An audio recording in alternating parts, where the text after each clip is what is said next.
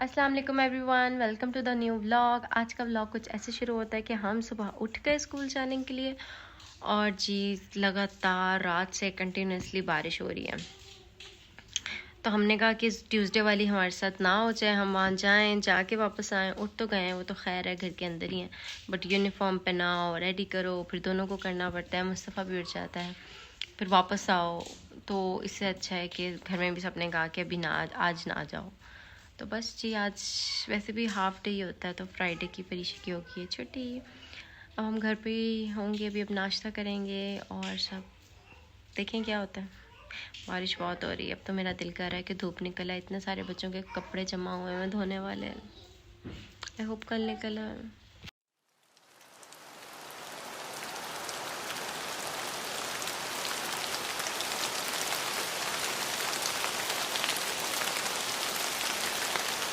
फिर जी यहाँ पे मैं अपना और बच्चों का ब्रेकफास्ट बनाई थी। बच्चों के लिए मैंने बनाया ऑमलेट और साथ उनके पराठा बनाया। अब मैं 2 अंडों का एक साथ ही ऑमलेट बना लेती हूँ और एक बड़ा सा पराठा बना लेती हूँ दोनों के लिए। तो इस तरह से दोनों को खिला देती हूँ, क्योंकि परीक्षा घर थी, जब परीक्षा घर होती है फिर मेरा दिल होता है उसको प्रॉपर खाना खिलाऊँ।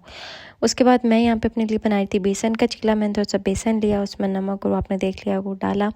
यहाँ पे मैं प्याज काट रही थी। ये बहुत ही हेल्दी ब्रेकफास्ट है और बहुत मज़े का लगता है, स्पेशली जब ये बारिश वाले मौसम में ना, बिल्कुल ऐसा लगता है आप पकौड़ा ही खा रहे हैं।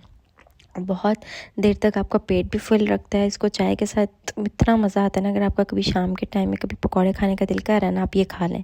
थोड़ा सा मैंने ये बटर डाला उसके ऊपर, तवे के ऊपर, गरम तवे के ऊपर, और फिर मैंने उसी बेसन के अंदर नमक, थोड़ा सा पानी, अपनी पसंद की जो भी स्पाइसेस होती हैं, आप जो जीरा धनिया जो डालना चाहें वो, और मैंने साथ धनिया और अनियंस डाल दिए। मैं इसमें टमाटर शमाटर नहीं डालती, मुझे सिर्फ ये इसी तरह से अच्छे लगते हैं। आलू डाल नहीं सकते क्योंकि आलू इतनी जल्दी गलेंगे नहीं, तो वो फिर कच्चे कच्चे लगते हैं। तो ये बहुत मज़े का ना चीला बन जाता है, और चाय के साथ इतना मज़ा आता है ना इसको बारिश में एंजॉय करने का।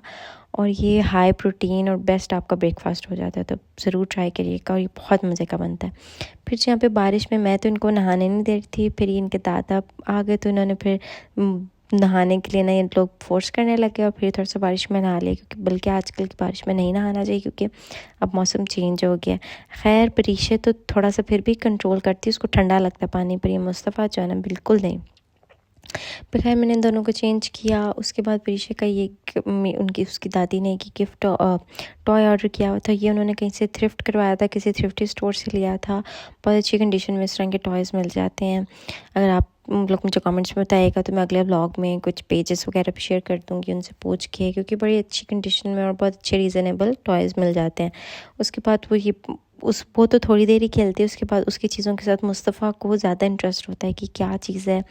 उसको ना ज़्यादा होता है कि जो आपा के लिए चीज़ आई है वो तो उसने लाजमी खोल के ना अच्छी तरह उसकी कार्रवाई करनी है और उसको तोड़ना है, फिर इनकी लड़ाई होती है।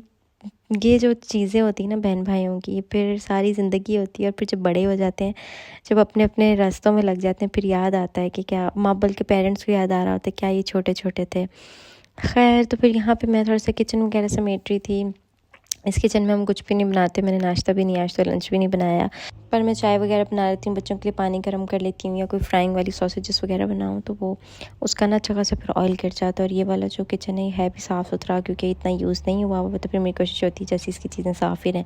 ये दीवार पर भी अक्सर वो ऑयल के छींटे पड़ जाते हैं, क्योंकि मैं सॉसेजेस परीक्षा की सुबह फ्राई करी होती हूँ। तो अगर साथ साथ ही करते रहें तो ठीक रहता है। ये वाला किचन जो है वो हेल्पर जाती है, मैं उनसे भी नहीं करवाती, मुझे होता है खुद ही कर लूँ, क्योंकि इसमें ज़्यादातर बॉटल्स धो रहे होते हैं, मैं चाय शाय बनाती हूँ। उसके बाद आज फ्राइडे था तो मैं नहा नहीं सकी, मुझे टाइम नहीं मिला, तो मैंने शावर लेके चेंज कर लिया। और यहाँ पर मैं अपनी basic skin care, EM skin care, day time वाली स्किन केयर करी थी। इसमें मैं कुछ भी नहीं, ऑर्गेनिक ट्रैवलर्स का विटामिन C लगा रही थी, जो कि उसका पम्प को पता नहीं क्या हो गया था, इसके अंदर है, बट वो पम्प इसका जो है ना जल्दी ख़राब हो जाता है। तो इनकी ये ड्रॉबैक है इनकी ना इस प्रोडक्ट का। वैसे ही बहुत अच्छी है, मैं काफ़ी टाइम से यूज़ कर रही हूँ, मुझे सूट कर रही है, क्योंकि आजकल मैं अपनी स्किन भी मेरी ठीक है, तो फिर जो चीज़ एक अच्छी सूट कर रही है उसको वही भी मैं चीज़ कंटिन्यू रखती हूँ। उसके बाद मैंने नमाज़ पढ़ ली, क्योंकि विटामिन C को टाइम लगता है थोड़ा ड्राई होने में। जब तक वो ड्राई हुआ फिर बाकी के स्टेप मैंने बाद में किए, क्योंकि अब धूप निकल आई थी। तो यहाँ पे मैं सन ब्लॉक लगा रही थी, ये मैंने फार्मेसी से लिया हुआ है, बहुत अच्छा सन ब्लॉक है। इससे अच्छा सा एक ट्रेंड सा लुक भी आ जाता है, मतलब आपको अच्छा प्यारा सा ना लुक, नो मेकअप वाला लुक आ जाता है। और ना वाइट कास्ट भी इसकी गंदी वाली नहीं है कि वाइट पैचेस बन गए, या बहुत सारे ब्रांड्स के जैसे ब्लिसफुल का भी, ऑर्गेनिक ट्रैवलर्स का भी, इन सब के जो सनस्क्रीन्स हैं ना वो सारे ना पील हो जाते हैं। मैंने ऑर्गेनिक ट्रैवलर्स का भी यूज़ किया हुआ है और ब्लिसफुल का भी, तो ये सबसे बेस्ट है। उसके बाद ये स्किन सॉइल का मेरा फेवरेट टेंट है, इतना अच्छा ब्लेंड हो जाता है ना हाथ के साथ, आपको किसी ब्रश की ज़रूरत नहीं पड़ती, और मतलब ड्राई स्किन पे भी आराम से ब्लेंड हो जाता है। तो ये आराम से देखिए मैं अपने फिंगर्स के साथ ही ना इसको ब्लेंड कर लूँगी। इतना सा थोड़ा सा बंदे को तैयार हो के मज़ा आता है, अपना आप फ्रेश लगता है। और फिर फ्राइडे वाले दिन तो वैसे भी सुनना है, थोड़ा सा अपने आप को साफ़ सुथरा करना वैसे भी अच्छी बात होती है। आपके अंदर एक एनर्जी, पॉजिटिव एनर्जी आती है। मैं भी शुरू के जो टाइम था ना, जब बच्चे हुए, जब मुझे एक नया मैं माँ बनी, तो मुझे समझ ही नहीं आता था अपने आप को कैसे मेंटेन करूँ, क्या करूँ। बहुत ही मैंने अपनी बुरी हालत की हुई थी, और लिटरली तब मेरे अंदर वो पॉजिटिविटी भी नहीं थी। अब मैं अपने आप में बहुत पॉजिटिव फील करती हूँ। तो बस ये चीज़ स्किन केयर हो गई थी मेरी। अच्छा, यहाँ पे मैं जो है ये विक्टोरिया सीक्रेट का बॉडी मिस्ट है, ये भी मैं 2 साल से यूज़ कर रही हूँ।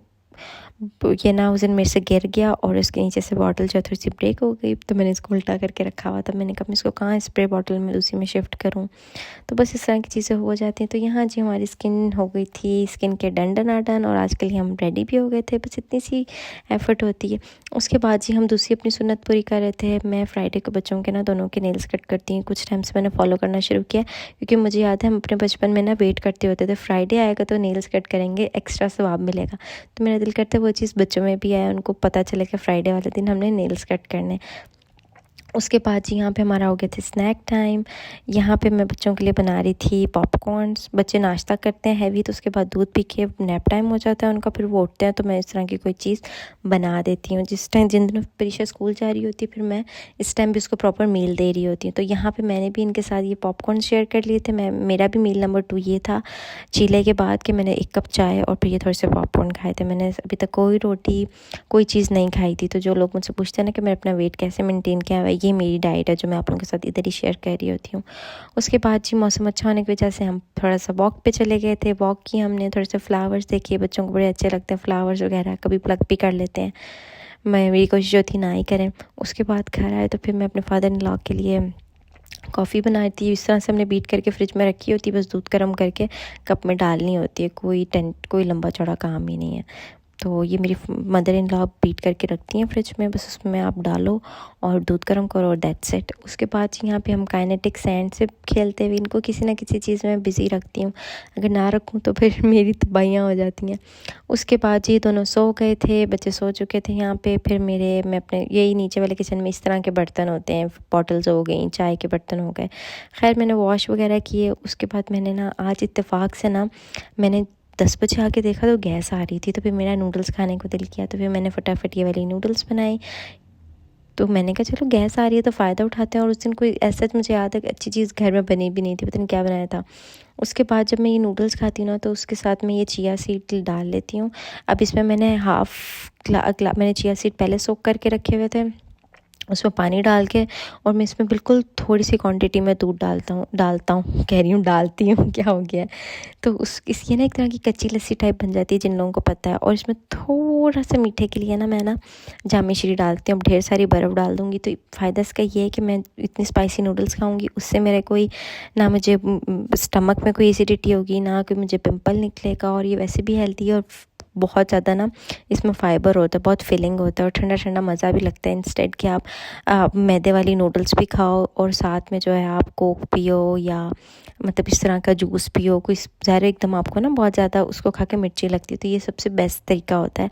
इस तरह से ना छोटी छोटी चीज़ों से ना मैं अपनी कैलोरीज़ बचाती हूँ। और जो मेरा अब ये नूडल्स में अच्छी खासी कैलोरीज़ होती तो ये बॉइल्ड हैं, पर ये जो इसके अंदर बहुत सारी कार्ब्स हैं। बट सारे दिन में मैंने कोई रोटी कुछ नहीं लिया था, तो मैंने भी ये पैकेट ले लिया। और वैसे भी मेरा जो है, अब मुझे वेट लूज़ नहीं करना, मुझे सिर्फ वेट को मेंटेन करना है। तो मेंटेन करने के लिए मैं इस तरह की छोटी छोटी टिप्स जो है आप लोगों के साथ भी शेयर कर रही होती हूँ। इस तरह से मुझसे अक्सर लोग इंस्टाग्राम पे रियल लाइफ में पूछ रहे होते हैं कि कैसे वेट मेंटेन किया हुआ, क्या मैं कोई एक्स्ट्रा डाइट नहीं करी। फिर भी अगर आप लोगों को एक प्रॉपर वीडियो चाहिए तो मैं प्रॉपर वीडियो बना सकती हूँ।